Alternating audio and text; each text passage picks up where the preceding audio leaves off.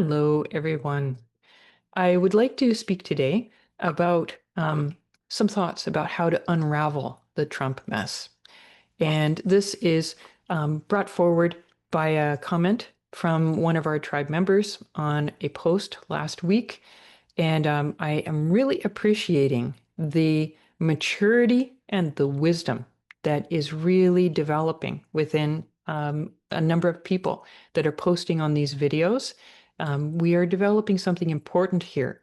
And so I encourage everyone to continue contributing to the discussion. And let's really build a beautiful source of wisdom here for guiding us through this time of so much confusion and chaos. So John, he posted, perhaps we need to listen better. So this was in response to my video about, is it time to forgive the mega people? Perhaps we need to listen better. We need to understand what would drive people, many of whom we loved and considered our friends, to feel so disenfranchised and outraged as to undermine their democracy by voting for Trump. Our leaders are a reflection of our own selves, in this case, especially our shadow sides.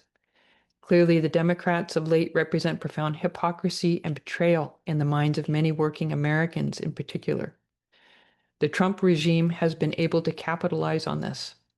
Empathy and love for all sentient beings without exception must precede any remedial action if humanity is to unite toward a common goal of healing, kindness, and fairness. May we learn to listen to all beings, our mothers, as we seek to guide our planet toward the light. I so appreciate your nuanced read on this, Andrea, and the ripening wisdom of this powerful community. So thank you so much for that post, John. And a couple of things that I would just like to pick up on what John said is about Trump and, his cronies representing some shadow aspects, not only of Americans, but what about each of us? He is providing an opportunity for us to work on ourselves. Um, we don't like to look at parts of us that may be like Trump. We don't like looking at them. And in some ways, it's a way um, of distancing ourselves from those shadow sides of ourselves by, going out and, going to a protest rally and, just trying to bring Trump down. In a way, it's kind of externalizing some things that maybe we also need to work on within ourselves. So the call to action here is to look within and to think about, what within me may even slightly, even if there's a grain of it that resonates that I see in Trump that is within me. This is a time for great purification. And that is the only way that we are going to be able to move forward and create an honestly beautiful society. That's the only way. And I love what John said, that empathy and love for all sentient beings without exception must precede any remedial action.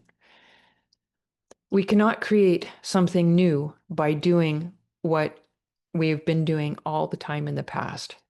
It's not just about fighting injustice. We need to transform ourselves and to be able to basically overcome the darkness with growing so much light within ourselves. And even as I say that, I'm kind of putting down and pushing away the darkness. This is a time for us to be able, where we need to look at our shadow aspects. Where is it that we've just sort of tucked that away just to move on and be what we think is a good person? Where are there parts of us that need to be upgraded? And what could we tune into them by looking at Trump and all of the dark ways that he has? I mean, he is a seriously messed up, traumatized person. And the fact is that all of us have had some kind of trauma to work through, whether we went through a trauma ourselves or somebody close to us went through trauma and we were traumatized just vicariously by going through their trauma. Or for those that believe in a past life, we may have been traumatized in many past lives, and that has not been healed. So there are all these ways that we have experienced trauma. And this is a time when we do need to heal that trauma in order to really transform this world into being a loving world. So we do need to look at ourselves. We do need to upgrade and heal the dark and the shadow sides of ourselves.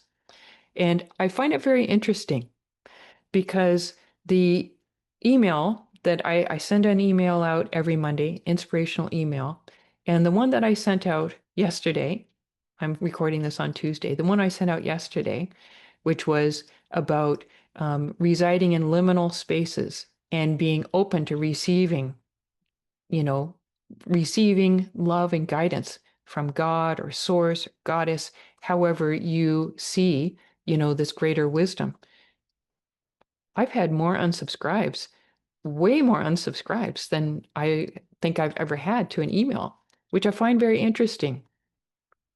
So this may be a time when maybe there are some people that are just not wanting to be reflective and to be self-transformative in this time.